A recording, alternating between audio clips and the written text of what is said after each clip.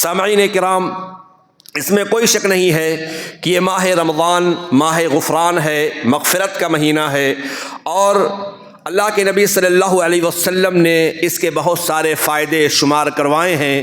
یہاں تک کہ ایک روایت میں آتا ہے، اللہ کے نبی صلی اللہ علیہ وسلم بیان فرماتے ہیں کہ جیسے ہی رمضان کی شروعات ہوتی ہے تو آسمان کی بلندی سے ایک فرشتہ پکار لگاتا ہے، آواز لگاتا ہے۔ اہل ایمان کو بھی، جو اللہ کے راستے میں عمل کرنے والے ہیں، جو صوم و صلات کی پابندی کرنے والے ہیں، نیکوکار کو بھی پکارتا ہے، اور جو برے ہیں، جو برائیوں کا ارتکاب کر رہے ہیں، ان کو بھی وہ فرشتہ پکار لگاتا ہے، آواز دیتا ہے۔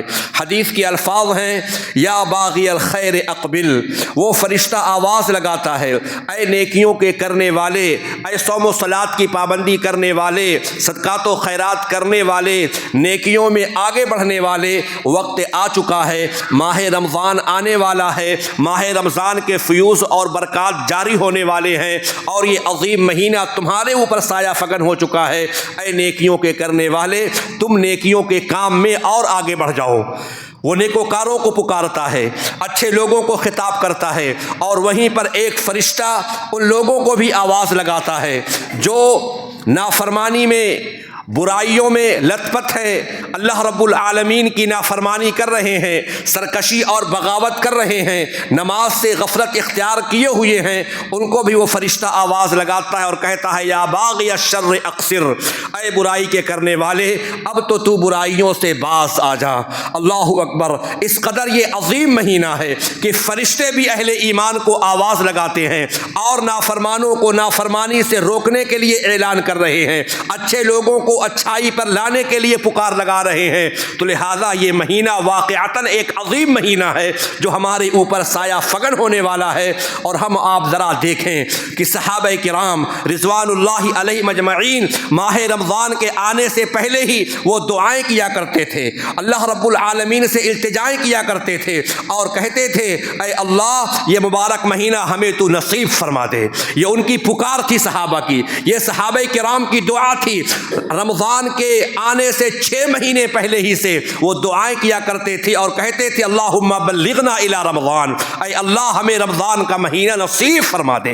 کتنی عظیم بات یہ ہے کہ صحابہ جس مہینے کی طلب کر رہے ہیں، جس مہینے کی چاہت کر رہے ہیں، لیکن آج یہ دیکھا جاتا ہے بہت سارے مسلمان ایسے ہیں، بہت سارے ایسے نوجوان ہیں، ماہ رمضان کے آنے سے پہلے ہی ان کے چہرے اتر جاتے ہیں، ان کے چہروں پر مایوسیاں چھا جاتی ہیں۔ کیوں؟ رمضان آ رہا ہے، لہذا ہمارا سارا کام چھوٹ جائے گا، اور کس طریقے سے ہم پھر سماج اور معاشرے میں رہیں گے، یہ تو بڑی شرم کی بات ہوگی، ہم کو روزہ رکھنا نہیں ہے۔ میرے بھائیوں، روزہ کو بوجھ مت سمجھو، بلکہ اللہ رب العالمین کا شکریہ ادا کرو کہ رب تعالی ہمیں آپ کو پھر رمضان جیسا عظیم مہینہ نصیب فرمانے جا رہا ہے۔ ہمیں تو دعائیں کرنا چاہیے، اللہم بلغنا الی رمضان، جو صحابہ کی دعا تھی، اے اللہ ہمیں رمضان کا مہینہ تو نصیب فرما دے۔ اور جب رمضان کا مہینہ آتا خوب وہ عبادت کرتے تھے، اللہ کو یاد کرتے، ذکر و اذکار کرتے، تلاوت قرآن کرتے، اور جب مہینہ گزر جاتا 6 مہینے تک صحابہ دعائیں کرتے تھے کہ اے اللہ ہم نے جو نیکیاں کی ہیں ان کو تو قبول فرما لے۔ یہ صحابہ کا طریقہ تھا، یہ دعائیں کرتے تھے، اللہم سلمنی الی رمضان، اے اللہ ہمیں تو رمضان میں سلامت رکھنا۔ کیوں؟ ہوتا کیا ہے کہ بہت سارے لوگ رمضان کا مہینہ پاتے ہیں لیکن وہ بیمار بھی ہو جاتے ہیں، وہ نیکیاں نہیں کر پاتے ہیں، روزہ رکھنے سے محروم ہو جاتے ہیں۔ تو صحابہ رمضان کے پانے کی دعائیں بھی کرتے تھے اور کہتے تھے، اللہم سلمنی فی رمضان، اے اللہ ہم کو رمضان میں تو سلامت رکھنا، ہم بیمار نہ ہوں، ہم صحت مند رہیں، تاکہ ہم تیری عبادت کر لیں، نماز، ذکر و اذکار، تلاوت قرآن خوب کر لیں۔ یہ صحابہ کی پکار اور صحابہ کی التجا تھی۔ استقبال رمضان کے حوالے سے بہت ساری باتیں آپ حضرات کے سامنے آ چکی ہیں۔ آج کے خطبہ جمعہ کے اندر آپ حضرات کے سامنے چند بنیادی باتوں کو لے کر کے میں حاضر ہوا ہوں۔ استقبال رمضان یہ بھی ہے، رمضان کا استقبال یہ بھی ہے کہ ہمارے اندر یہ تڑپ اور جذبہ ہو کہ انشاءاللہ ہم رمضان کے چاند کو دیکھیں گے۔ اللہ کے نبی صلی اللہ علیہ وسلم رمضان کے چاند اور دیگر مہینوں کے چاند کے دیکھنے کا اہتمام فرماتے تھے۔ حدیث کے اندر آتا ہے کہ اللہ کے نبی صلی اللہ علیہ وسلم جب چاند کو دیکھتے تو آپ دعائیں کیا کرتے تھے۔ تو لہذا حدیث کے اندر آتا ہے کہ اللہ کے نبی صلی اللہ علیہ وسلم پہلے، دوسرے، تیسرے دن کے چاند کو اگر آپ دیکھتے دیکھتے, نگاہ پڑتی آپ کی, تو آپ دعائیں پڑھتے تھے, اللہم احلہ علینا بالامن والایمان والسلامۃ والاسلام ربی وربک اللہ, اے اللہ اس چاند کو ہمارے اوپر امن اور ایمان کے ساتھ طلوع فرما. آپ ذرا اس دعا پر غور فرمائیں کہ اللہ کے نبی صلی اللہ علیہ وسلم نے جو دعا سکھلائی ہے, اس دعا کے اندر امن کی بات کی گئی ہے, ایمان کی بات کی گئی ہے, سلامتی اور اسلام کی بات کی گئی ہے. اس کا مطلب یہی ہے میرے بھائیوں کہ مذہب اسلام امن و شانتی کا مذہب ہے. مہینے کی شروعات ہو رہی ہے, مہینے کا آغاز ہو رہا ہے, اللہ کے نبی صلی اللہ علیہ وسلم دعا مانگ رہے, اللہم احلہ علینا بالامن, اے اللہ اس چاند کو ہمارے اوپر امن اور ایمان کے ساتھ طلوع فرما. یہ ایمان, یہ اسلام کا پیغام ہے کہ یہ امن و عافیت کا پیغامبر ہے, یہ شانتی کا پیغامبر ہے یہ مذہب اسلام. اور آج ہمارے نوجوانوں سے, ہمارے بچوں سے کہا جاتا ہے, لوگ ایک پروپگنڈا چل رہے ہیں کہ سب سے بڑا مذہب مذہب انسانیت ہے, انسانیت کا مذہب ہے. میرے ساتھیوں, میں کہنا چاہتا ہوں کہ مذہب اسلام ہی مذہب انسانیت ہے. آپ اگر غور کریں مذہب اسلام کے اندر, آپ کو اس کے اندر ماں باپ کے حقوق ملیں گے, بیوی کے حقوق ملیں گے, بچوں کے حقوق ملیں گے, پڑوسیوں کے حقوق ملیں گے, چرند کے, پرند کے, جانوروں کے, چوپایوں کے, یہاں تک کہ کتے اور بلی کے حقوق ملیں گے کہ ان کے ساتھ ہمارا کیسا سلوک اور کیسا برتاؤ ہو. تو مذہب اسلام دنیا کا واحد ایسا مذہب ہے جو امن اور شانتی کی بات کرتا ہے, اور مہینے کے آغاز ہی میں اپنے ماننے والوں کو دعا کی تلقین کر رہا ہے کہ جیسے ہی مہینے کی شروعات ہو, نئے مہینے کا آغاز ہو, رب العالمین سے امن اور عافیت کا سوال کرنا, ایمان کی سلامتی کا دعا کرتے رہنا. تو یہ مذہب اسلام ہے. اور آج دنیا کے اندر بہت سارے لوگ جو اپنے آپ کو امن کا پیغامبر بتاتے تھے, جو اپنے آپ کو شانتی دودھ بتلاتے تھے, ایپسٹین فائل کے آنے کے بعد سے ان کے چہروں سے نقاب ہٹ چکا ہے, ان کے سیاہ چہرے لوگوں کے سامنے آ چکے ہیں کہ کس طریقے سے وہ لوگ جو اپنے آپ کو امن کا خوگر, امن کا پیغامبر, شانتی دودھ بتاتے ہیں اور کہتے ہیں نوبل پرائز کے ہم مستحق ہیں, ہم کو یہ ایوارڈ نوازا جائے, لیکن انہوں نے ایسی ایسی حرکتیں کی ہیں کہ انسانیت شرمسار ہے. 8 سال کی بچیاں, 9 سال کی بچیاں, 10 سال 11 سال کی بچیوں کے ساتھ جنسی زیادتی کی گئی, ان کو زیادتی کا نشانہ بنایا گیا, ان کے ساتھ زناکاری اور بدکاری کی گئی. اللہ اکبر, ان کے اوپر جو چہرے لگے تھے بدنما, اللہ رب العالمین نے سب کو ظاہر کر دیا, اور سب کے سب آج خوفزدہ ہیں, لرزبر اندام ہیں بدنامی اور رسوائی کی ڈر سے. میرے بھائیوں, اس کے اندر بھی ایک پیغام ہے.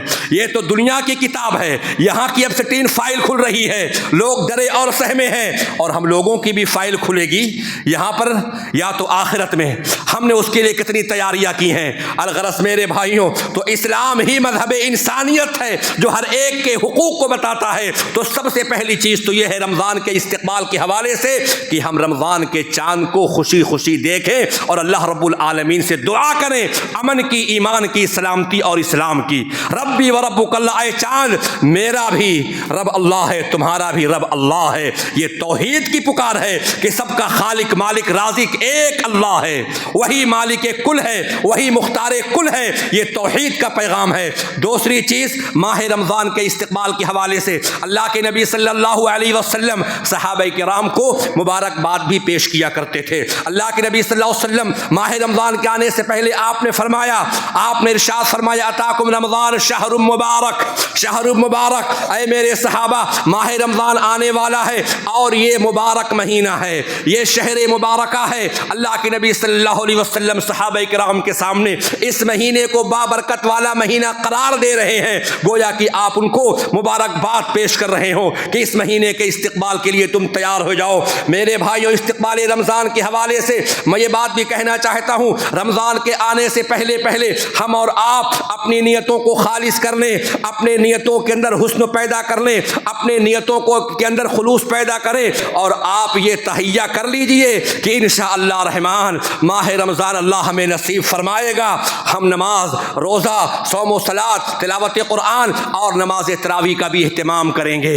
آپ نیت کر لیجئے, ہم اور آپ اپنے دلوں میں ارادہ ابھی سے کر لیں کہ ہم کو ان نیکیوں کو انجام دینا ہے۔ کیوں؟ کیونکہ ایسا بھی ہوتا ہے کہ رمضان آتے آتے ہم میں سے بہت سے لوگ اللہ کو پیارے ہو جاتے ہیں، ان کو رمضان کا مہینہ نصیب نہیں ہوتا ہے، لیکن ہم اور آپ اگر نیت کیے ہیں کہ انشاءاللہ ہمیں رمضان کے مہینے میں صوم و صلاۃ کی پابندی کرنی ہے، نماز کا اہتمام کرنا ہے، تلاوت قرآن بھی کرنا ہے، ذکر و اذکار بھی کرنا ہے، اور نماز تراویح بھی انشاءاللہ پڑھنا ہے، ابھی سے آپ نیت کر لیں، کیونکہ ہو سکتا ہے اگر کوئی رکاوٹ پیدا ہو جائے، اگر ہم بیمار ہو جائیں یا ہم میں سے کوئی اللہ کو پیارا ہو جائے، تو اللہ کے نبی فرماتے ہیں اگر بندے نے نیت کی ہے عمل صالح کرنے کی، نیکیوں کے کرنے کی بندے نے نیت کر رکھی تھی، اللہ رب العالمین اس کے اس نیت کی وجہ سے اجر اور ثواب سے نوازے گا۔ حدیث کے اندر آتا ہے ان اللہ کتب الحسنات والسیئات ثم بین ذلک، رب العالمین نے اچھائیوں اور برائیوں کو لکھ دیا ہے، پھر آپ نے اس کی وضاحت بیان فرمائی ہے، فمن ہم بحسنۃ فلم یعملها كتبها اللہ له عنده حسنۃ کاملۃ غیر منقوص۔ اگر کسی بندے نے نیت کر لی ہے اچھے کام کرنے کی، نماز پڑھنے کی، روزہ رکھنے کی، تلاوت قرآن کرنے کی، لیکن پھر کسی رکاوٹ کی وجہ سے، کسی عذر کی وجہ سے بندہ وہ نیکی نہیں کر سکا، بندہ روزہ نہیں رکھ سکا، وہ بیمار ہو گیا، لیکن بندے نے نیت کی تھی، ارادہ کیا تھا، لیکن کسی مجبوری کی وجہ سے وہ عمل نہیں کر پایا، اللہ رب العالمین کا کرم دیکھو، رب العالمین کا احسان دیکھو اپنے بندے پر۔ اللہ کے نبی ارشاد فرماتے ہیں کتبہ اللہ لہ عنہ حسنۃ کاملۃ، اللہ رب العالمین اپنے اس نیت کرنے والے بندے کی نیکی کو مکمل لکھتا، حسنۃ کاملۃ، اور آگے اور اس کی وضاحت ہے غیر منقوص، اس میں کمی نہیں کی جاتی ہے۔ تو ہم لوگ ابھی سے ارادہ کر لیں، ابھی سے نیت کر لیں۔ نمبر 2، اس کے فائدے کیا ہیں؟ اگر ہم نیت کریں گے اچھے کام کرنے کے، اس کے فائدے کیا ہیں؟ اللہ کے نبی صلی اللہ علیہ وسلم ارشاد فرماتے ہیں کہ ایک بندہ ہے وہ رات میں سوتا ہے اور سونے کے وقت بندے نے نیت کی، اے اللہ میں نیت کرتا ہوں نماز تہجد پڑھنے کی، لیکن حدیث کے اندر آتا ہے غلبت عیناہ حتی اصبح لہ، بندے نے نیت کی تھی نماز تہجد پڑھنے کے لیے، لیکن بندے پر نیند غالب آ گئی اور وہ صبح کو بیدار نہ ہو سکا، سوتا رہا یہاں تک کہ نماز فجر کی اذان ہو گئی، تب وہ بیدار ہوتا ہے، لیکن بندے نے نیت کی تھی، کیا نیت کی تھی؟ من اتا فراشہ وہو ینوی ان یقوم یصلی باللیل، نیت کی تھی کہ ہم کو تہجد کی نماز پڑھنی ہے، لیکن بندے پر نیند غالب آ گئی، نبی فرماتے ہیں کتب لہ ما نوی، یہ رب العالمین کا کرم ہے، رب العالمین کا احسان ہے، کتب لہ ما نوی، بندے نے جو نیت کی تھی رب العالمین نے اس کے نیت کے مطابق اس کو اجر اور ثواب دے دیتا ہے۔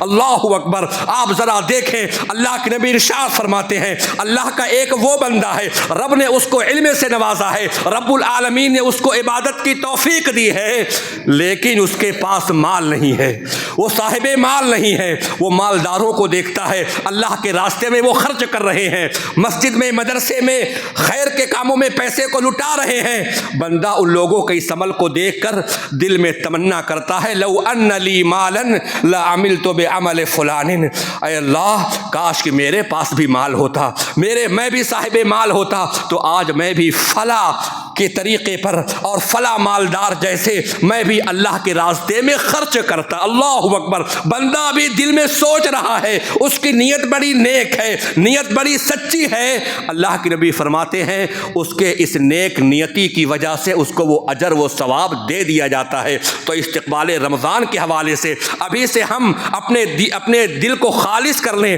اپنے نیت کو بالکل سچی کر لیں کہ انشاءاللہ ہمیں عمل کرنا ہے، قرآن پڑھنا ہے، 2 قرآن 3 قرآن جتنا ہو سکے انشاءاللہ تلاوت کرنا ہے۔ استقبال رمضان کے حوالے سے سچی توبہ ضروری ہے، کیونکہ انسان جب گناہوں میں ڈوبا ہوتا ہے اس کو نیکیوں کے کرنے کی توفیق نہیں ملتی ہے، جس قدر انسان گناہوں میں ڈوبا ہوگا اس کو نیکیوں کی توفیق سے محروم کر دیا جاتا ہے۔ تو رمضان کے آنے سے پہلے ہم سچی توبہ کر لیں، اپنے گناہوں کو رب العالمین کے سامنے پیش کر کے رب العالمین سے معافی اور تلافی کر لیں، کیونکہ اگر ہم نے گناہوں کو ترک نہیں کیا میرے بھائیوں تو یاد رکھیے گا کہ عبادت کی توفیق چھین لی جاتی ہے۔ یہ گناہوں کا اثر ہے دلوں کے اوپر کہ اس کو پھر عبادت سے محروم کر دیا جاتا ہے۔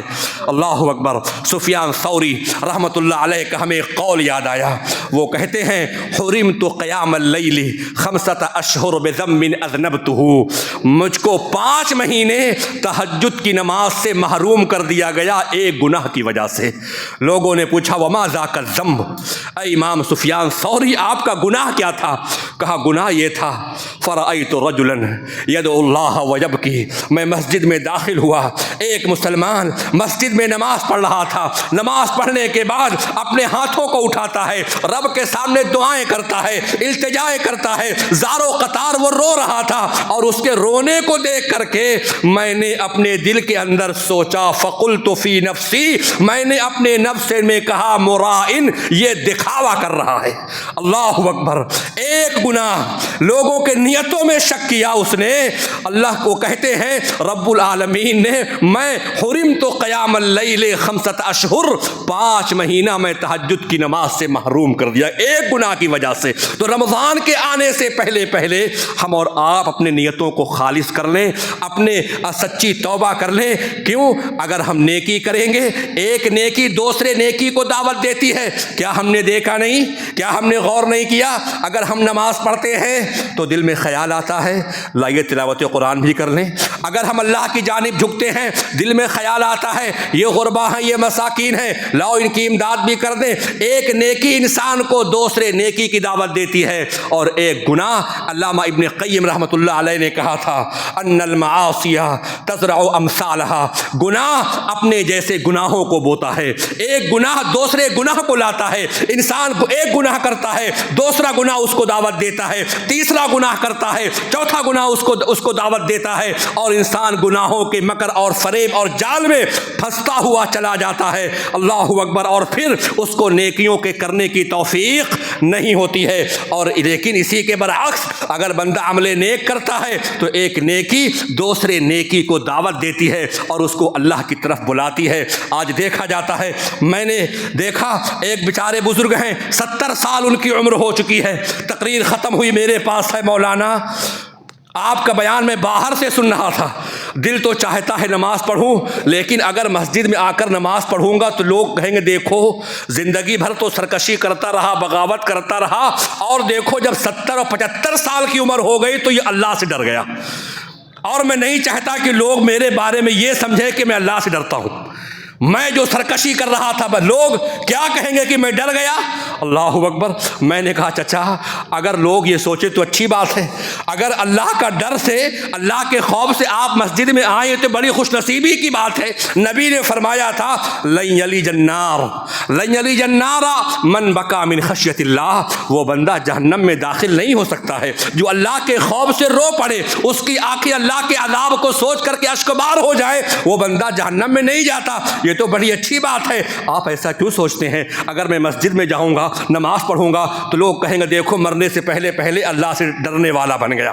آپ اس کو ہٹا دیجئے۔ تو میرے بھائیوں، تو ہم اور آپ سچی توبہ کر لیں رمضان کے آنے سے پہلے پہلے، اور استقبال رمضان کے حوالے سے یہ بات پچھلے جمعے کے اندر گزری تھی کہ ماہ شعبان کا جو مہینہ ہے یہ کوئی معمولی مہینہ نہیں ہے، یہ مہینہ تزکیہ نفس کا مہینہ ہے، نفس کا جائزہ لینے کا مہینہ ہے، کیونکہ ماہ شعبان کے اندر بندوں کی نیکیاں رب العالمین کے ہاں پیش کی جاتی ہیں۔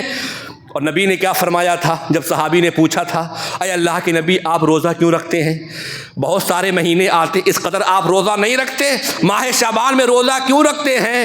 تو نبی نے فرمایا تھا انا احب ان یرفع عملی وانا صائم، میں چاہتا یہ ہوں کہ رب کی بارگاہ میں جب نیکیاں پیش کی جائیں تو میرا عمل روزہ اس میں شامل ہو۔ اللہ اکبر۔ کیا ہم اور آپ تو شعبان کے مہینے میں سال بھر کی نیکیاں اللہ رب العالمین کے ہاں پیش کی جاتی ہیں؟ کیا ہمیں آپ کو یہ بات اچھی لگے گی کہ جب ہمارے اعمال، ہماری نیکیاں اللہ رب العالمین کے ہاں پیش کیے جائے تو اس میں گناہ شامل ہو؟ اس میں نافرمانیاں ہوں، اس میں معصیت ہو، تو میرے بھائیو ماہ شعبان کا جو مہینہ ابھی چل رہا ہے یہ تزکیہ نفس کا بھی مہینہ ہے۔ ہم اپنے نفس کا جائزہ لیں اور اس مہینے کے اندر زیادہ سے زیادہ نیکی کریں، عمل صالح کریں۔ کیوں؟ اللہ نے وعدہ کیا ہے والذین اہتدوا زادہم ہدی وآتاہم تقواہم، جو لوگ ہدایت یافتہ ہیں، والذین اہتدوا، جو لوگ ہدایت کے راستے پر ہیں، زادہم ہدی، اللہ ان کے ہدایت کو اور زیادہ کر دیتا ہے۔ تو معلوم یہ ہوا کہ ایک نیکی دوسری نیکی کو دعوت دیتی ہے، اور ہم جو نیکی کریں گے یہ ہماری نیکیوں ہی کا انعام ہے۔ اللہ رب العالمین نے یہ وعدہ کیا ہے والذین اہتدوا زادہم ہدی وآتاہم تقواہم، جو لوگ ہدایت یافتہ ہیں، ہدایت کے راستے پر گامزن ہیں، اللہ تعالیٰ ان کو اور ہدایت دے دیتا ہے۔ وآتاہم تقواہم، اللہ ان کو تقوی سے نواز دیتا ہے۔ ماہ شعبان، ماہ رمضان کے استقبال کے حوالے سے یہ بات بھی ہمارے سامنے آئی تھی کہ میرے بھائیوں، جو عبادتیں ہمارے اوپر فرض ہیں، نماز فرض ہے، روزہ فرض ہے، زکوٰۃ فرض ہے، جو عبادتیں ہمارے اوپر فرض ہیں، ان عبادت کے احکام اور مسائل کا سیکھنا بھی واجب ہے، ضروری ہے۔ جو ہمارے ذہنوں میں بیٹھا ہے کہ علماء اس کے ذمہ دار ہیں، عالم اس کو پڑھیں، عالم جانیں اور عالم اس کو بتائیں، نہیں۔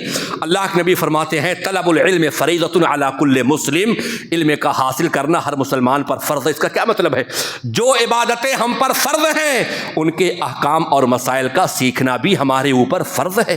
ہم سیکھیں رمضان کے احکام کیا ہیں، روزے کے مسائل کیا ہیں، نماز کے مسائل کیا ہیں۔ اگر ہم صاحب مال ہیں تو ہم کو زکوٰۃ کا مسئلہ معلوم ہونا چاہیے، زکوٰۃ کب فرض ہوگی۔ اگر ہمارے پاس سونے اور چاندی کے زیورات ہیں تو ہماری ماؤں بہنوں کو معلوم ہونا چاہیے کہ سونے اور چاندی پہ زکوٰۃ فرض کب ہوتا ہے اور کتنا اس کو نکالنا ہے۔ اور اگر نہیں معلوم ہے تو اللہ نے فرمایا قرآن میں فاسألوا اہل الذکر ان کنتم لا تعلمون، اگر تمہارے پاس علم نہیں ہے تو جو جانکار ہیں ان سے مسئلے کو سیکھ لو، مسئلے کو جان لو۔ تو ماہ رمضان کے استقبال کے حوالے سے یہ چیز بھی واجب اور ضروری ہے۔ روزہ ہمارے اوپر فرض ہے تو روزے کے مسائل کو سیکھنا بھی ضروری ہے اور فرض ہے۔ ماہ رمضان کے حوالے سے ایک بات اور کہنا چاہیں گے، اگر ہمارے اوپر کوئی روزہ باقی رہ گیا ہے پچھلے سال کا، یہ چند روز اور باقی رہ گئے ہیں اور ان کی قضا ہم نے نہیں کی پورے سال میں، تو ماہ شعبان یہ آخری مہینہ ہے، ہم ان چھوٹے ہوئے روزوں کی قضا کر لیں، کیونکہ اگر ایک پچھلے سال کے روزے کی قضا ہم نے